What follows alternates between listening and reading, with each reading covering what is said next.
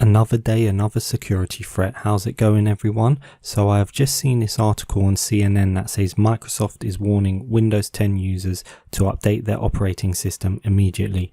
The company said the vulnerabilities are potentially wormable, meaning affected computers could spread viruses and malware without any action on the user's part.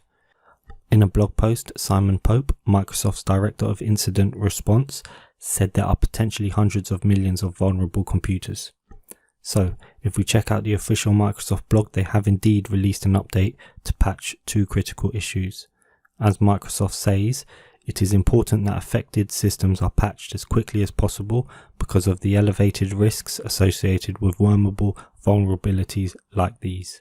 Customers who have automatic updates enabled are automatically protected by these fixes. So, if you don't have automatic updates enabled, I'll show you how to do that now. Head over to the search bar and type in Windows Update. Then click on Windows Update Settings. Then click Check for Updates.